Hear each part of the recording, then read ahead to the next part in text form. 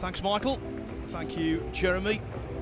Yeah, the second match of the day on Table 1 is a winners' qualification contest. This isn't any laughing matter, unlike the previous one we saw on Table 2, where we had a jokester. This is deadly serious stuff. Two world-class players going toe-to-toe. Jeffrey DeLuna against Jayson Shaw. Now I know, Carl, you over on Table 2, the Vietnamese player we just saw there, he was, some would say, a bit of a character. Yeah, I was sat front row for about 10 minutes. He's a funny guy, the way he plays. So the pool fans love a character, and just the way he was playing and dancing about. Unfortunately, he's out of the tournament though, which is a real shame. Snooker had a player like him, Thailand's Dechuan Poonjang. Does he still play on the circuit for? Well, he's got his card, but he doesn't play now. I don't think he comes over, but he's a good player. He's at a 147. He beat Stephen Maguire at the Crucible one year, took it to the last 16, but he was full of fun also. And the other parallel I was drawing was Ho Sung Choi. Now, you might not easily recall the name, but you'll know what I'm talking about when I say it was the South Korean golfer with the very funky swing who played on the PGA Tour a couple of times.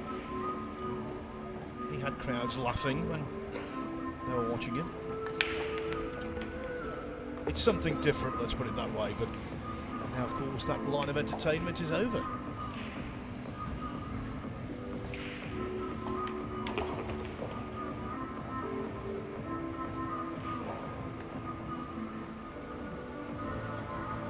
As for these two, well, Jeff DeLuna's played quite a lot of pool so far to get here, just a couple of matches, but he's not had an easy time of it. Won 9-5 against a fellow Filipino, John Rebong, in his first match, and then 9-8 in his second here on Table 1 yesterday against Do Tae Kien of Vietnam. Well, he's won the first rack of this one, and I think with him, Carl, a lot depends on the efficiency of his break. Yeah, such a talented player. Possesses an awful lot of cue power. Maybe from time to time that may let him down, because he just backs himself to play these crazy shots. So sometimes shot selection might not be 100% there, but boy, is he a dangerous player. Shaw's got work to do here as he loses the opening rack. Yeah, Jeff DeLuna showed an awful lot of heart yesterday in that match against Do Tae Kien. It was one of those games where the balls didn't cooperate with either player. Lots of scrappy tactical racks. Not really to DeLuna's liking. He was 4-1 down. He did not lead until 8-7, and in the end he just about scrambled through at Hill. Let's have a look at this break you were just talking about then, Phil. Let's see what DeLuna's got in the locker.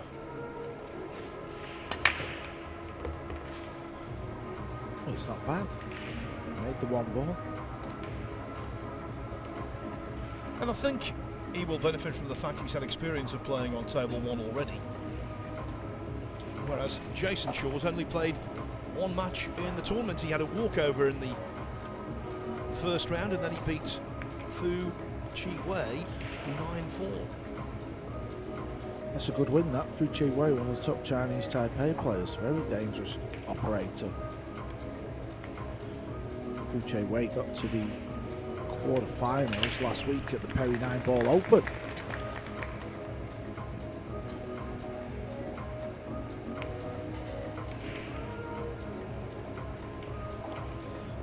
This is a little awkward. Ideally, you'd want distance. But I don't know if he can get distance. I don't know if he's just going to chip off this. Let's see what DeLuna's up to here. It's very tight. See, if he plays off the left side, that's where you look. I feel like you're chipping the two near the pocket, unless he plays it very thin and tries to get up by the purple 5.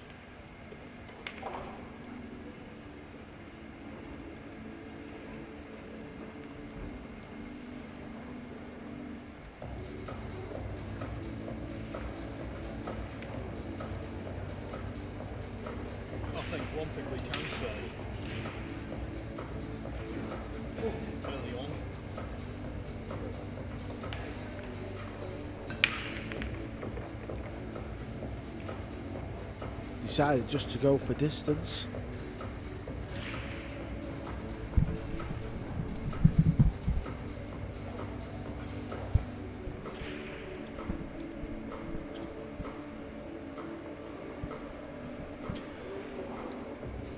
I think one thing we can say early on is that when these two play at their peak, they can be sensational.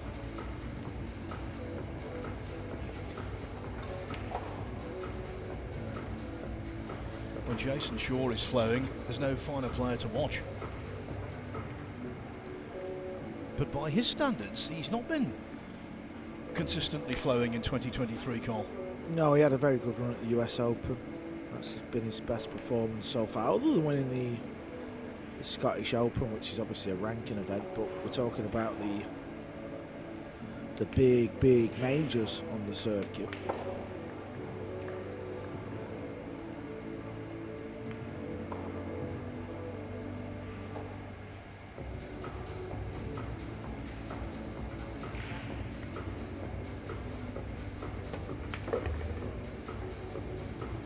The thing is with Shaw, he set such high standards, he set the bar so high, that even if he has a reasonable season, which involves winning a tournament or two, you expect more, and you certainly expect more than that.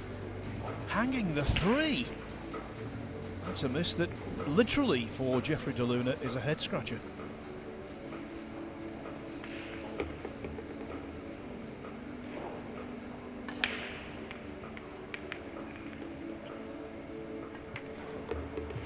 One thing I can pretty much guarantee, Phil, is shot clock won't be an issue in this match.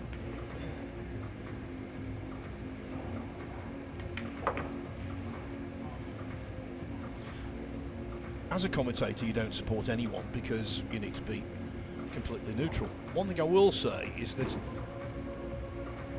when Shaw is playing at his best, who could possibly deny that he isn't a joy to behold? He's wonderful, wonderful entertainment, and he makes the game look preposterously easy, which is always the calling card of a sporting genius.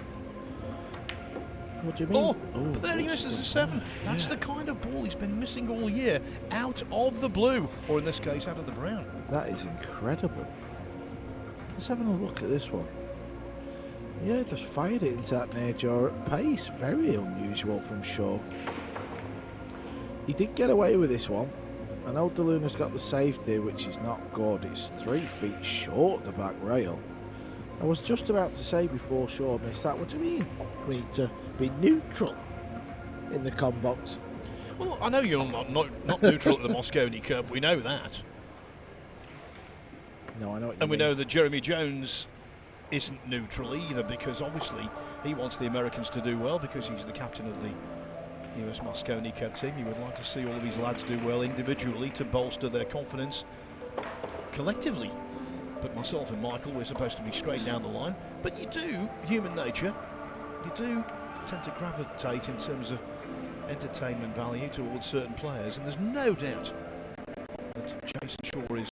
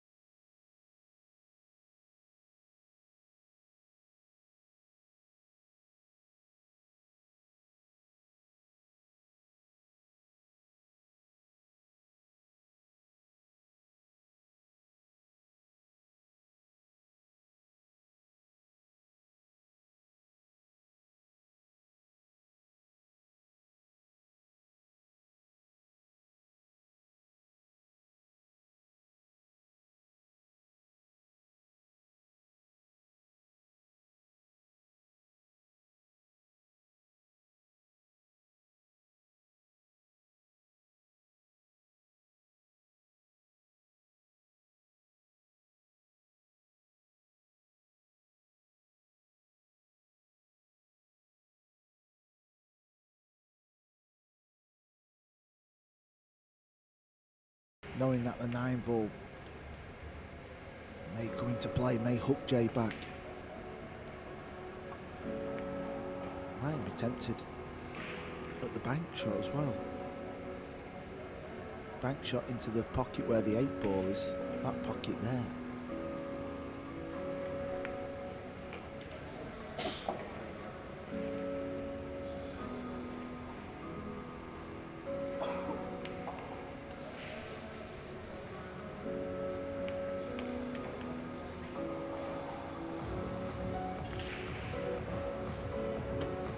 Playing this bank shot, well, he's gone full-blooded for this. He's going to leave this over the pocket. This was the pocket where all the trouble started for Shaw originally in this rack.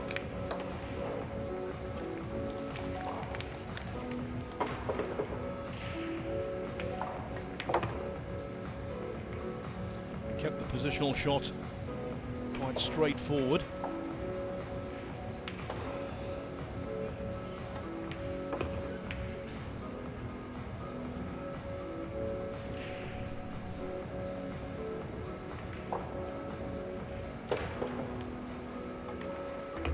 The first 7-ball should have been a sure thing. It wasn't, it rattled, but he got away with it, as Carl said at the time. And then when he got a second chance, Shaw did not err.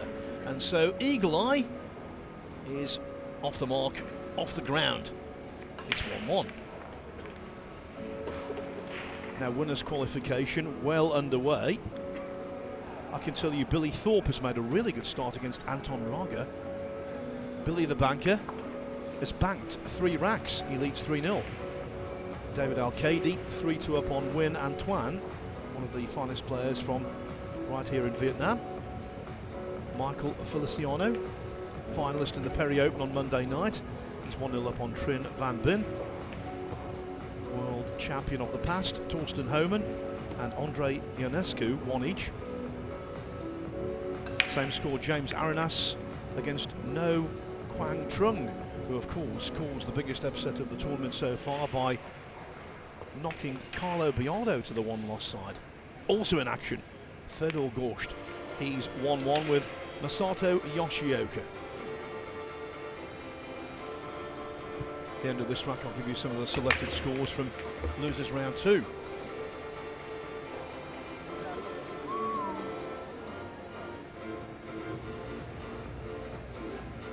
Made the 1. Looked a hair soft, the break. Usually breaks a little bit hard. Just got a shot at the 2. Got to get into this ball, or look where the red 3 is.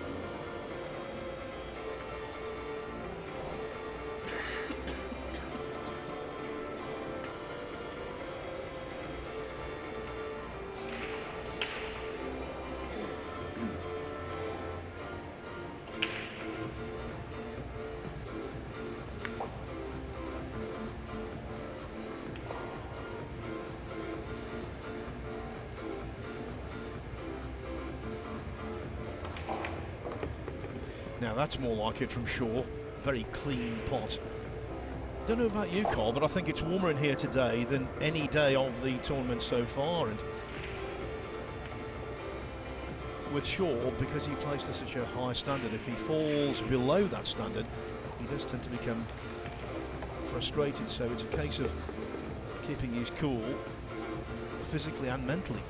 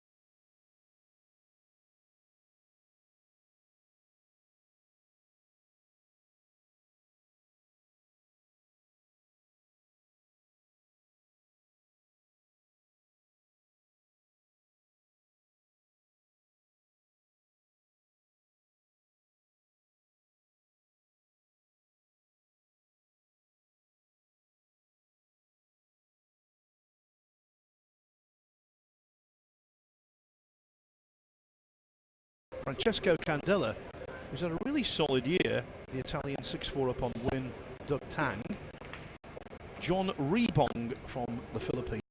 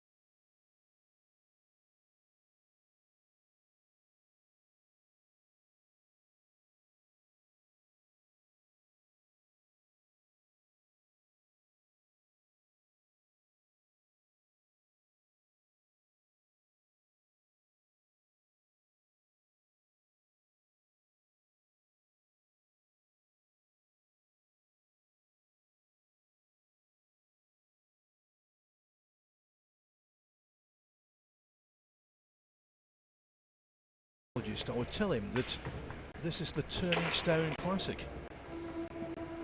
He loves that event. I think he's won it 9 times in New York State, and it's a very good field there. It's played twice a year.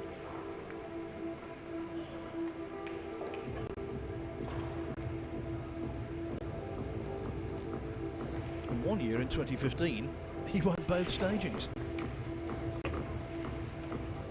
He has won a Turning Stone Classic in 2023.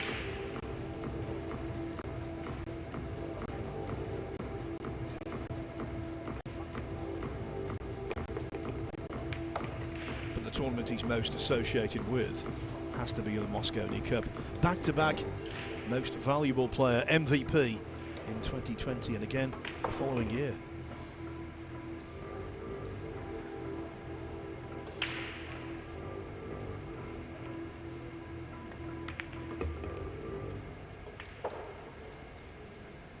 If he doesn't qualify this year, normally you'd say he would be an automatic pick. I still think he would have a wonderful chance of being selected, but it's not a given.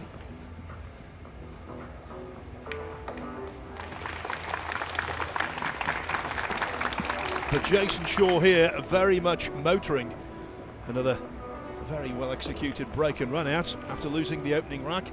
He's put together a hat-trick and he leads by 3 racks to 1. Carl, you know Jayson very well indeed. Over the years you must have seen him play some extraordinary, excellent, inspirational pool. Yeah, definitely. I think you just touched on it. The Mosconi Cup is where he seems to bring his A game. Loves that team environment and also the big crowd that you get there, the drama, the rivalry, the banter as well.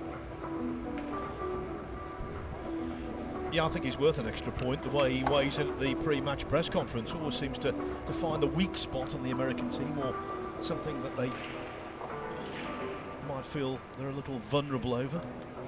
Well, I think that might go up a notch even more so this year with the announcement of Fedor Gorst playing for USA. And there's Jayson's wife and greatest supporter. They run a very successful pool room in West Haven, Connecticut, which recently held a World Nineball Tour ranking event, the Connecticut Open.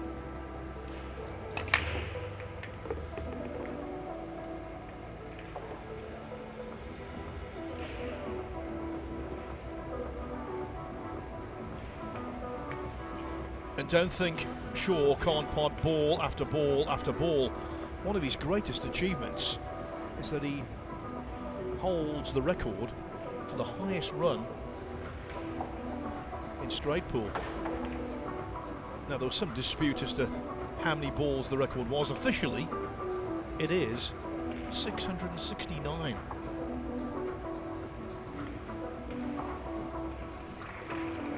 Now, that's the meeting, the ultimate meeting of skill and immense concentration to knock that many balls in consecutively.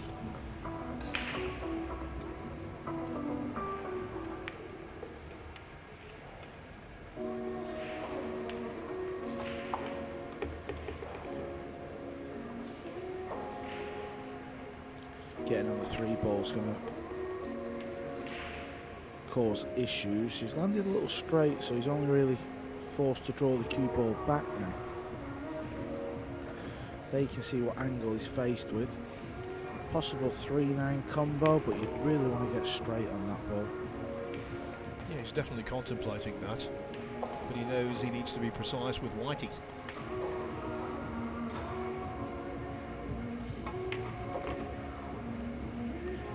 This is not bad. As long as he's got a shot on the ball and to the side, that's all you want. Cue ball running forward. May just miss the 9 ball. So he may have to slightly jack down on the cue ball.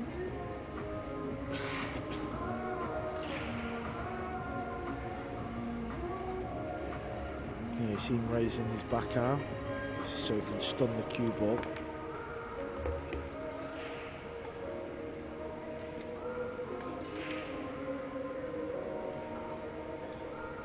Very popular here, Jayson Shaw.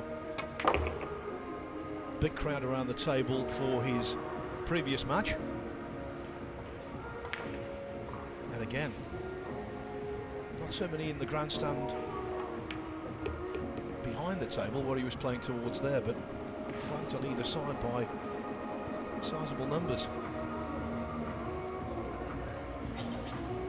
Yeah, the grandstand here at the venue is a bit of a false indication because this is a roaming style pool tournament. You can be on the floor and just wander where you want. So this venue is probably the biggest event I've seen in the open events, Phil. Would you agree?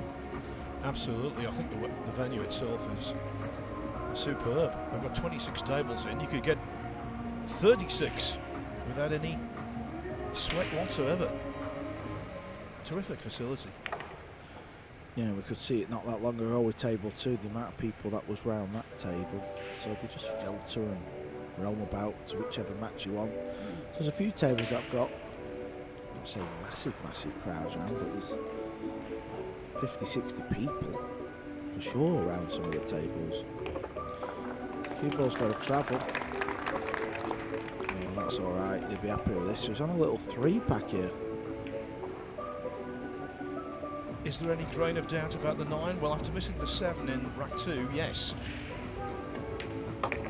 But this is Jayson Shaw. Now, this is the kind of pool we've been waiting to see from him for some time in these major 9-ball tour world ranking events. Maybe Vietnam is bringing out the best, an eagle eye. He's won so many tournaments, the International Open last year. Also last year, the Super Billiards Expo Players Championship.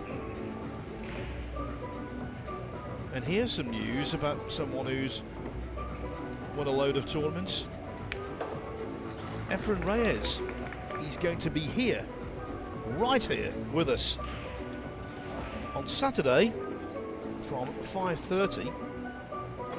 You can see him play an exhibition match against Vietnam's Nguyen An Tuan on table 2. That will be on the Matchroom Multisport YouTube channel. So Efren in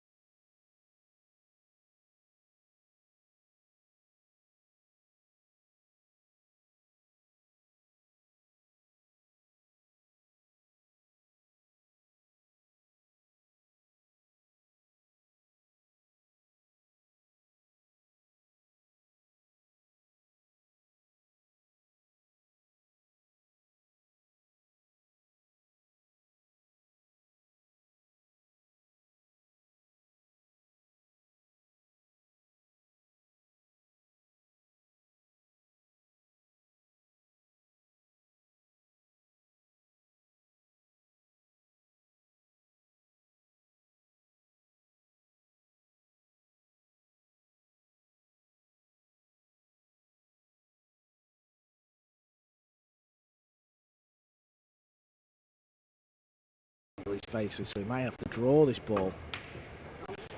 May have fluked this 4 rails. It'll go close, you know. It will go close, but it's not going to go in. DeLuna's out of his chair, back at the table. He's been a spectator a little while.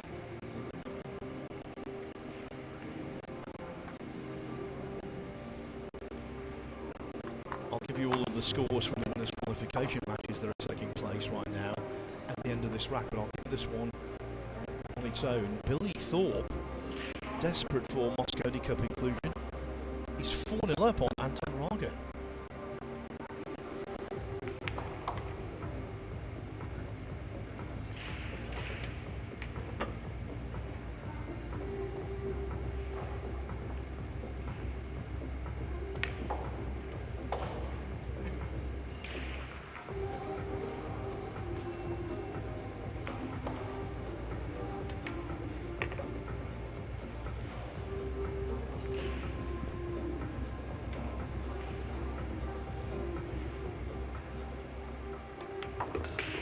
Now this is only rack 6, Carl, but already this has the look of being the highest quality match we've seen on table 1 so far. And when 2 big names go up against each other, that's not a surprise. Yeah, day 3, winners qualification always drums up some high class matches.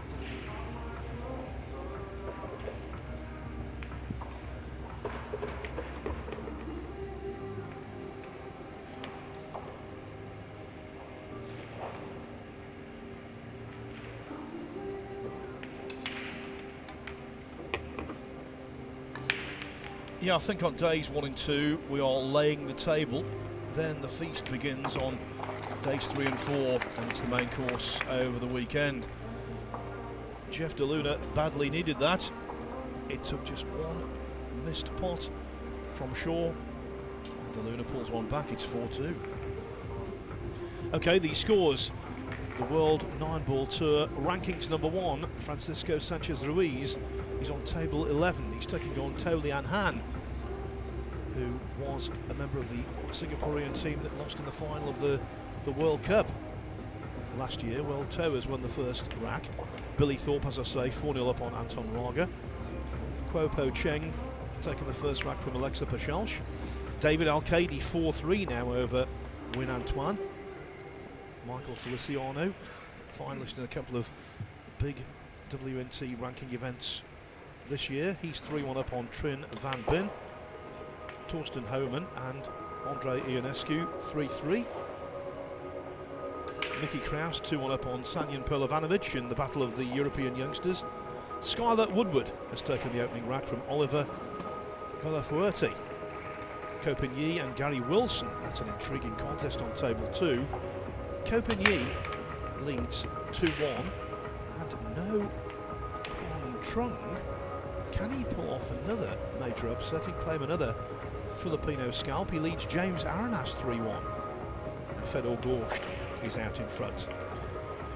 Who would have thought it? 3-1 up on Masato Yoshioka.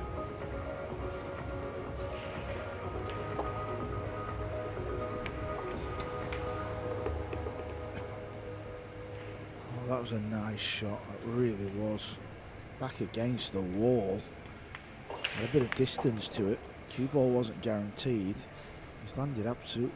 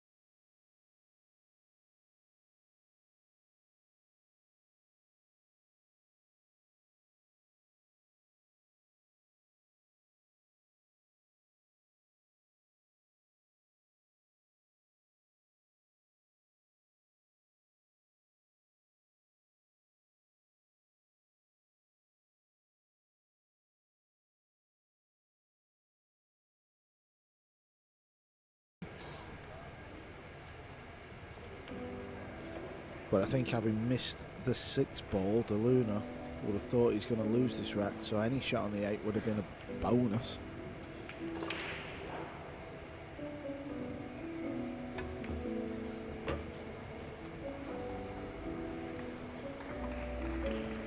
Oh, and the cue ball stops in the nick of time. Another rack you would think is going to be pulled back by the Filipino.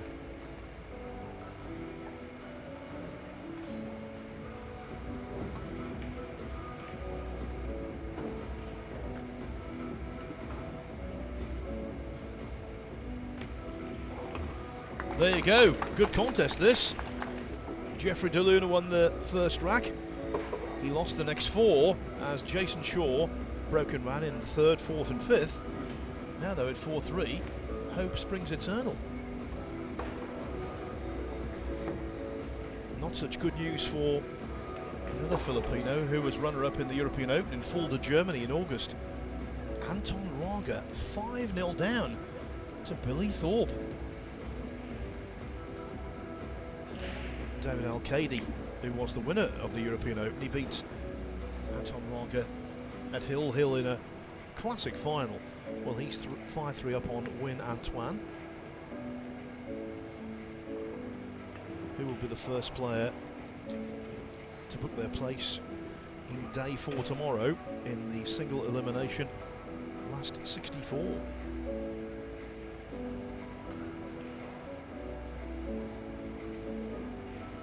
So are we going to see that explosive break from DeLuna? Is he going to get back on level terms?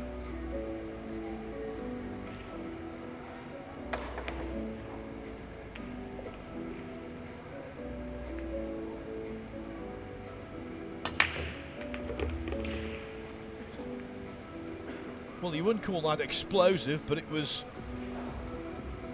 a break that worked.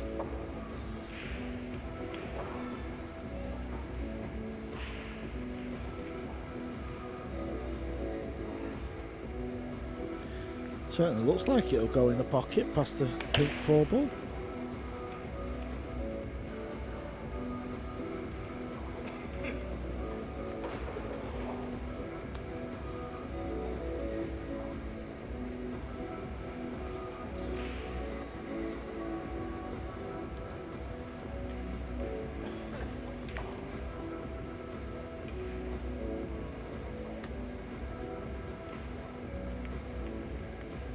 Yeah, it's tight, but I think it'll just go.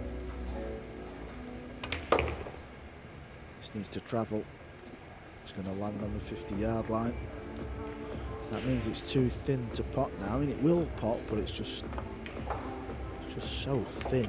Hard to control the cue ball.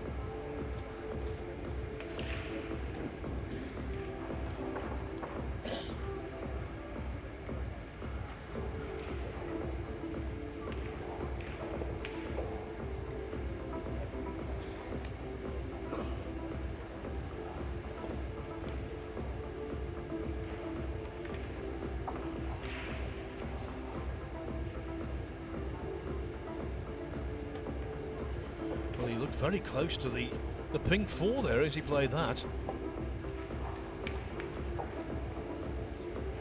It was difficult to see from the overhead view, but the arm was very close to the pink 4.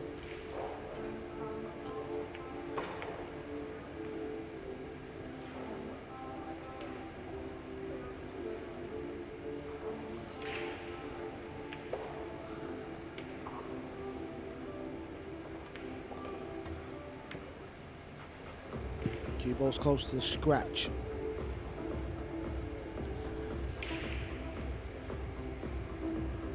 That was a very poorly played shot. He needed to clip the 3 thin, and he was nowhere near where he should have been. Yeah, I know Shaw's playing with a maple shaft this tournament. I know it's a new shaft, and you can practice with new equipment and think, oh, this is great.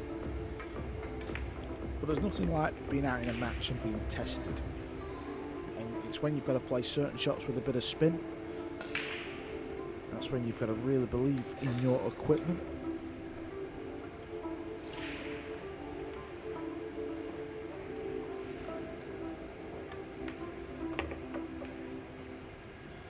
He's hit this too hard. I was talking about his cue ball and his cue power.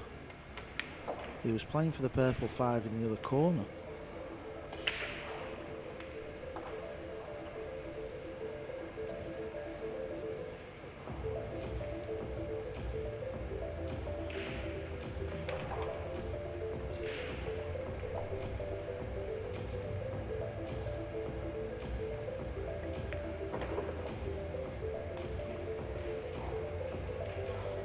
Playing it into the top left now.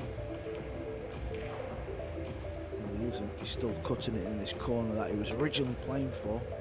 Oh, this is a good pot. Cue ball needs to stop though. It goes on the rail. He's going to have to get the cue ball in the centre of the table now.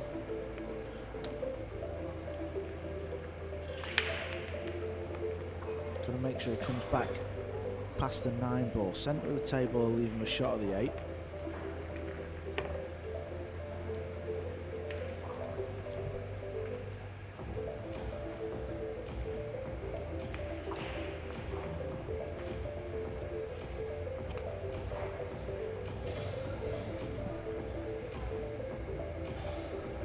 Thin, yes, but eminently gettable.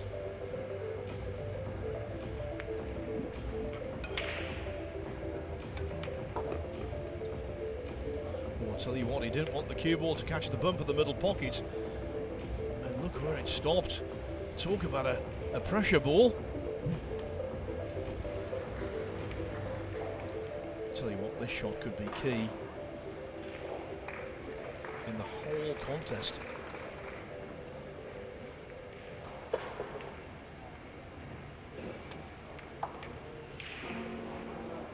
Well, he missed it on the pro side, as they say, but the cue ball not deep enough. Shaw should knock this in. He's such a fine potter. Eagle eye.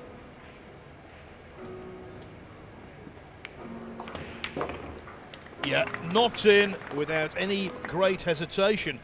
And so he has regained a 2-rack cushion. Jayson Shaw leading by 5 racks to 3. Now, losers round 2. That's completed. We're on to losers round 3 now. Some really interesting contests there. David Bowler of Singapore on the hill against Win Van Hearn at 7-5. Lower down we've got some really big names involved. Ko Ping Chung, the US Open champion, 1-0 up on Win Doug Day. Marvin Assis from the Philippines, 3-2 up on the one Tian Man. Another big name, just starting out on table 12, Carlo Biardo. He's taken the opening rack from Pier Francesco Garzia of Italy. And João Grillo of Portugal. Useful sort he is. He's 2-2 with Fan Tien Dung. It's all rosy for Ralph Suka on table 6. He's won the first 4 racks from American Michael Jednak.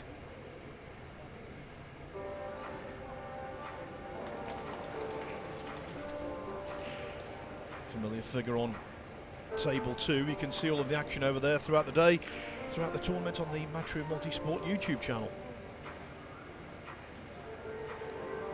Ko Pin Yi breaking off. It was 1-1 with Gary Wilson. Now though, Ko is in command. He's leading 5-1. Wilson's had some really good wins over big name players, but the scalp of Ko Pin Yi would definitely be his best. And right now it looks unlikely.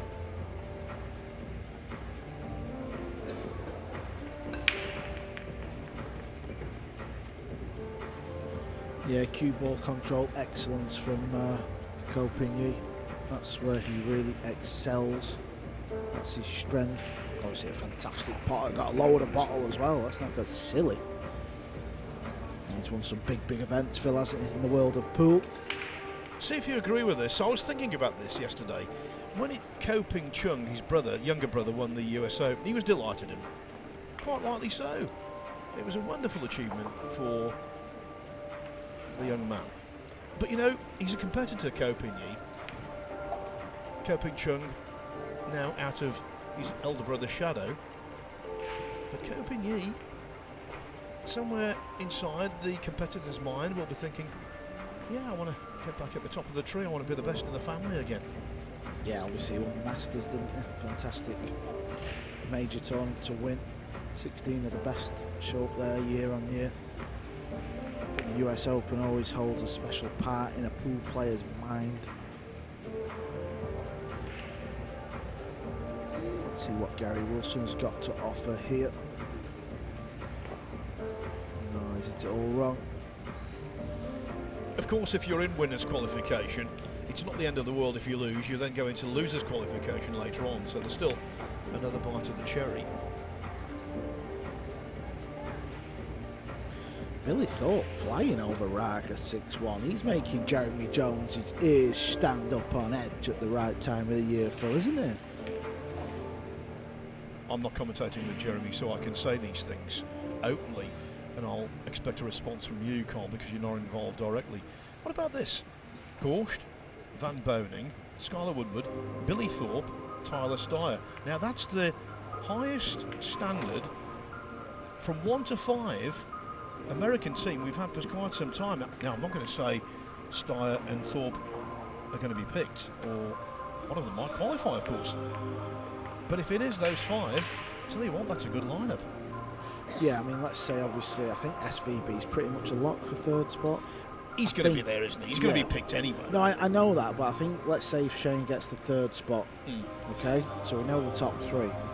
For me, Tyler Steyer's got to be in. He won the Texas Open, beating a stellar field there. You know what you get with him. He works hard, he does the gym, he just does everything right that you want as a professional. So for me, I'd be amazed if Jeremy Jones didn't pick Tyler Steyer, but obviously it's his choice. And then I just feel like there's that one player left. There's a case for a few people. Billy, like you said, he's played in it a lot, he's won it, he's a character. And I think the last sort of 2 or 3 months, I'm not saying he's won tournaments, but he's been going deeper and getting some wins under his belt and showing a little bit of form. This is a long way to go in this event, as we know, Phil. But yeah, I know what you're saying. Would be a strong team on paper. I think it would be a strong team on the table, I really do.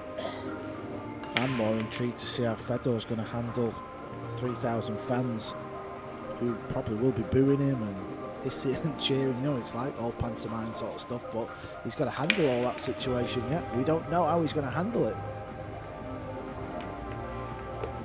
Now there's an intriguing shot. 2-9-7 and now 2-9. All over very quickly, that rack. A couple of combos, and Jayson Shaw now has a handy lead again, as he did at 4-1. 3 in front. Francisco Sanchez Ruiz, who will be at the Alexandra Palace representing Europe, he's 3-1 up on To Lian Han after losing the first rack. As we said, Billy Thorpe 6-1 on Anton Raga. Naoki Oi and Johan Chua starting out on table 15. Alexa Pachelch, he's 3-1 up on Quo Po Cheng. David Al-Kadi, another already locked down member of Team Europe for the Mosconi. He's 6-4 up on Win Antoine. Michael Feliciano 5-3 over Trin Van Bin.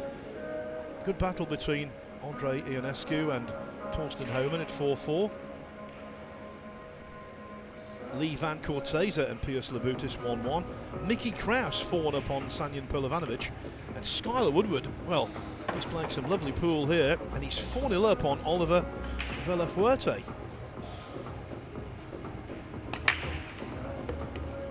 Two other notable scores to give you quickly. Fedor Gorst, everything going according to plan against Masato Yoshioka. He leads 4-1. No Quang Trung, the giant killer against Carlo Biardo, might be the giant killer against James Aranas. No, leading 5-2. They're all winners' qualification contests.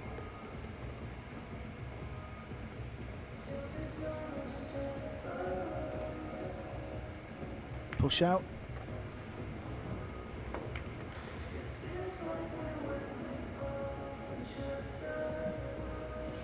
He was trying to make a bit of a mess up the top end of the table. It's not really done it just because where the 6 has landed. It's a very easy combination from the pink 4. DeLuna will weigh up his options. He'll play the shot or pass it back.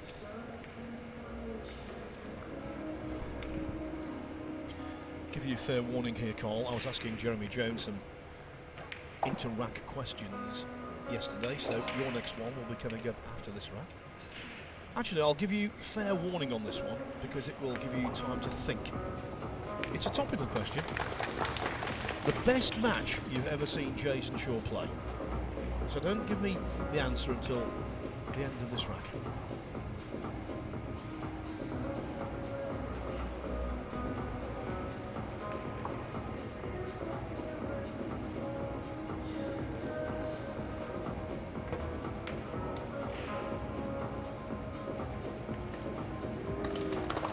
Look at that peach.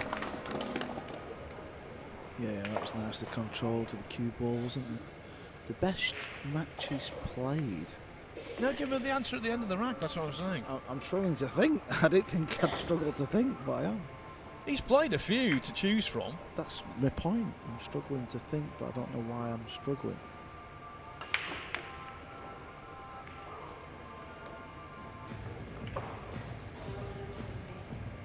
I think I've kind of got an answer. We look forward to it.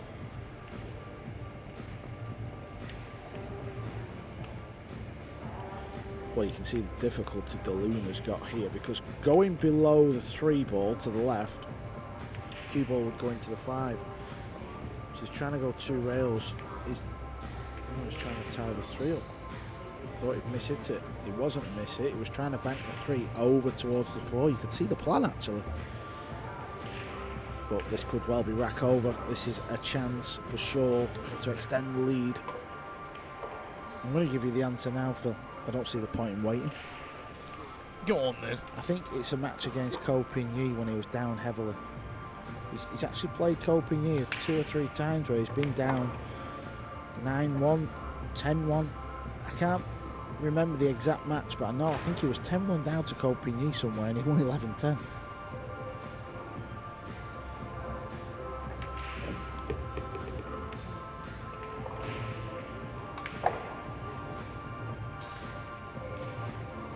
He can get a bee in his bonnet and start to buzz. We saw that at one of the tournaments earlier in the year when he wasn't best pleased with the antics of his opponent's friend who was watching the match.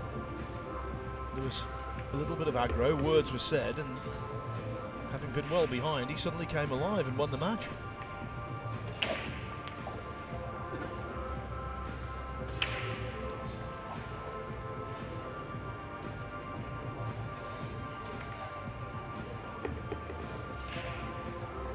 Combos are his best friend at the moment. That was a 4-6, now the 4 follows. And 7-3 coming up, surely. Although he is a little thinner on the 5 ball. Actually much thinner than he wanted to be.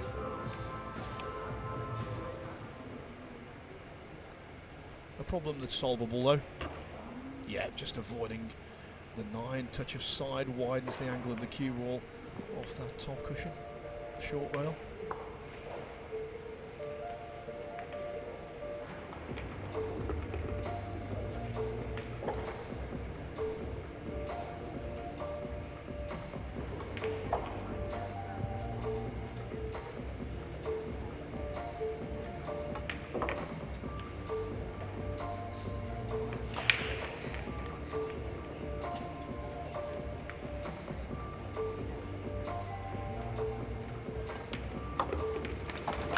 He's been lightly raced in this tournament so far, Jayson Shaw.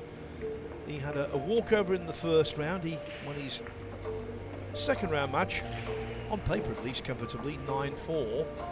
Now he's just 2 racks away from earning the rest of the day off and making it into the last 64 without any great sweat. To the who is sweating, Anton Raga, 7-1 down to Billy Thorpe now. Billy buzzing Johan Chura's won the first 2 racks against Naoki Oi. Alexis Pacholch 3-2 over Kuo Po Cheng. Still 3-1 for FSR, Francisco Sanchez Ruiz against To Lian Han. It's tightening up between David Alcadi and Win Antoine. 6-5 now to the Spaniard. 6-3 for Michael Feliciano over Trin Van Bin. 6-4 for Torsten Homan over Andre Ionescu. It was 4-4 there. Homan's won the last couple. These are all winners' qualification, by the way. I'm giving you the scores of. Mickey Kraus 6-1 up on Sanyan Pelovanovic. Oliver Villafuerte has won his first rack. He's 4-1 down to Skylar Woodward. Copigny now 6-1 up on Gary Wilson over on table 2. If you want to see the action there, just a reminder, all of table 2 can be watched on the Matchroom Multisport YouTube channel.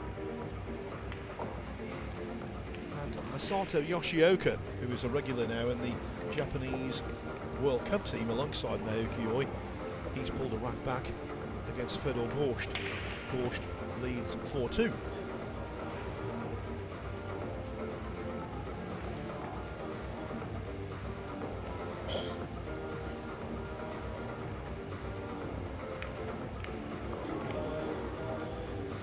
So race to be the first player into the single elimination last 64. I'll tell you what, not inconceivable, it could be won by Jayson Shaw. Yeah, he's had to play the push here, so he's rolled out into a jump shot.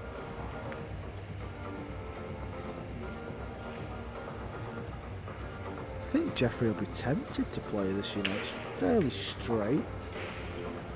If he pots it, he's got a good chance of landing on the 3 ball, but then I suppose it's not easy to get on the 4 ball. Decided it's not for him. Again, I don't really see there's anything wrong with his shot choice there, Jeffrey.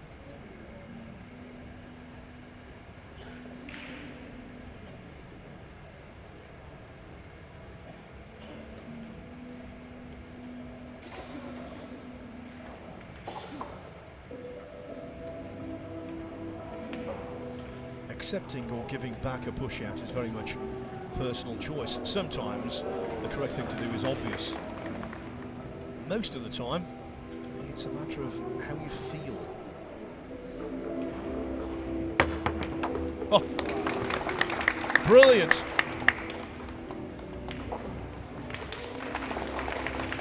He won the chess battle, did Shaw. He rolled out to there, tempted DeLuna. DeLuna didn't fancy it. Shaw showed him what he should have done himself. Don't know if he can land on this pink 4 for the middle. If he can't, he's got to play this with a bit of pace to come back out. Well, he can. That's even better for Shaw. That is a right bonus. For pool fans in the UK, around Europe, this will be a very encouraging display. I think it's the best I've seen him play centre stage in a while, although the 7 going next to the 8 could pose an unwanted problem.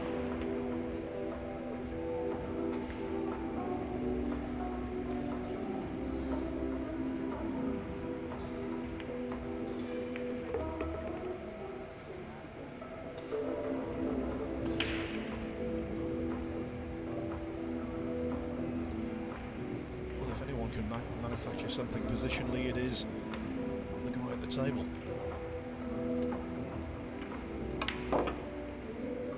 Lots of draw, lots of reverse spin. Look at that. A little beauty, and it's still spinning now. Just stopped. Just stopped. Well, Jeffrey DeLuna's head must be spinning. He's not played a bad match.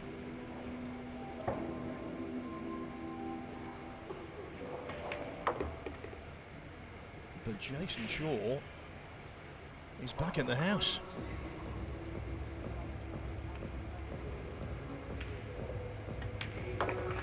Back in the house, back in stroke. Looks confident, and he's arrived on the hill at 8-3. Very nice indeed. Also on the hill, Billy Thorpe, the much mentioned player during the last hour or so, but with every justification. He's 8-1 up on Anton Raga. What a result that would be if he could apply the finishing touches. Also on the hill, Michael Feliciano. He's 8-3 up on Trin Van Bin. Kopin Yi stretching away from Gary Wilson. I think that's pretty much over. 7-1 on table 2, and Fedor Gorst tightening his grip as well. 5-2 up on Masato Yoshioka. Good to see Jayson playing like his old self. Yeah, when he's missed that ball in the opening 2 racks, I think that's just made him bear down that little bit more. Yeah, it was the very easy 7 in the second rack.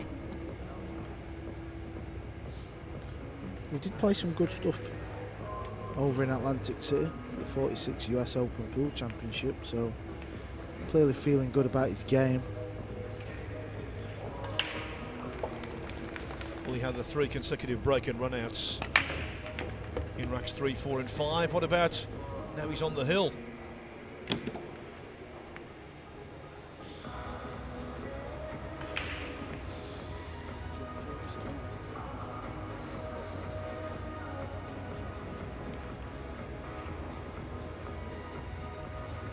Tight in the side pocket, this. 3 balls covered with the 6. Combination could be made on the 6 though.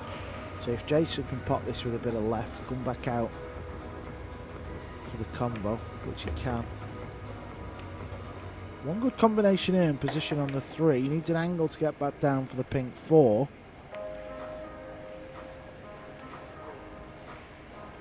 Let me quickly say before this rack might be over, our next offering on table 1 features another of the game's great heavyweights. Oh, as Jayson Shaw misses the combo. Next up, it's Kyle Amorotto against Shane Van Boning, but after that, those two might have to wait a little more.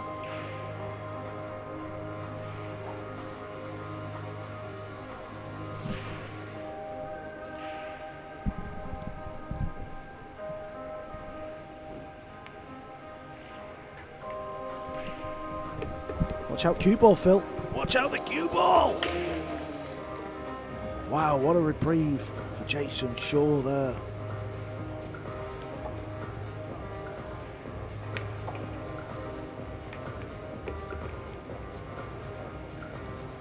I'm sure Jayson Shaw never thought he'd be getting back to the table so soon. Radka's just won another rack, but he's going to need the last 7 there as he trails Billy Thorpe 8-2 now. The Vietnamese fans becoming a little excited over on table 3 because Nguyen Antoine is now on level terms with David Al-Qadi at 6-6.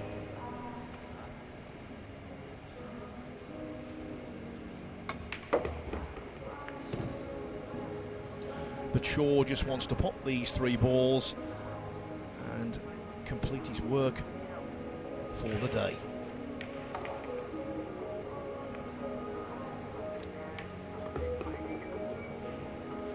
Cue ball needs to just travel, just got there, you can do something.